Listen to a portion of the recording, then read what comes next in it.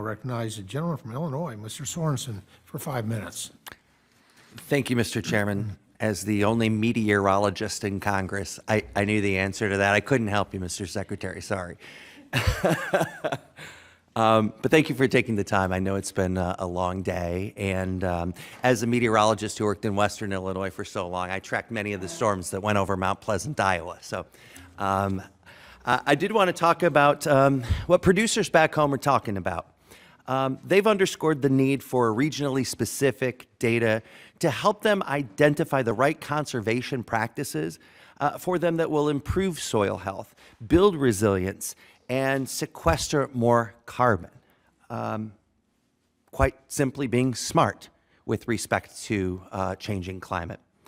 My bipartisan bill advancing the Research on Climate Impacts Act, or IRA, will help the USDA develop a standardized methodology to monitor and inventory regional soil carbon.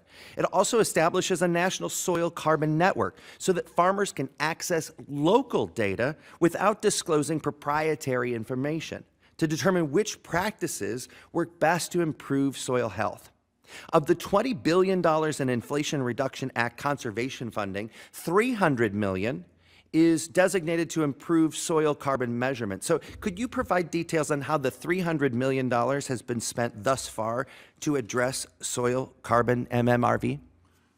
It's been set up in a multitude of ways, Congressman, to establish basically not only soil carbon monitoring network, which is a series of pilots, a series of locations across the country where we can do exactly what you're asking us to do, to learn regionally what the differences might be. We're also setting up a greenhouse gas emission network to do the same similar work. We're going to take information, try to figure out, are there better ways to manage the data, better ways to use technology, better ways to use artificial intelligence and so forth to be able to analyze the information.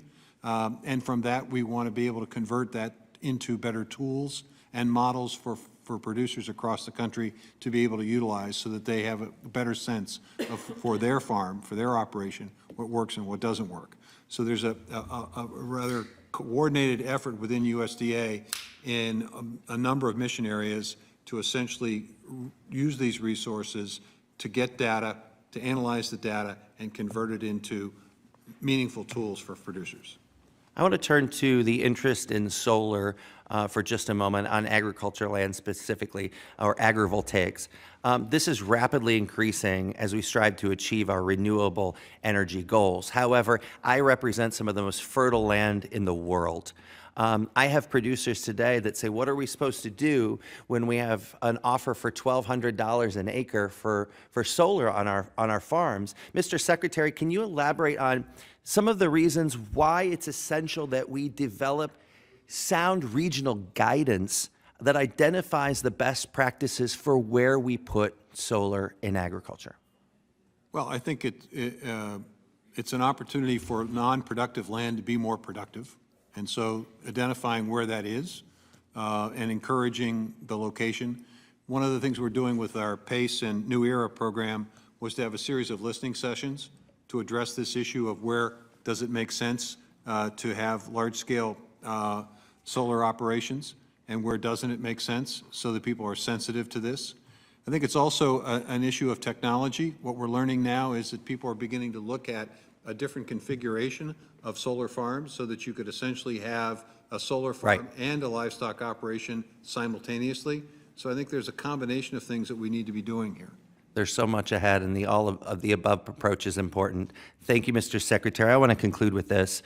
Today, there's a significant concern regarding the impact that proposed cuts by the House GOP to the IRA conservation funding and thrifty food plan reevaluation will have on both small town businesses and our farm families.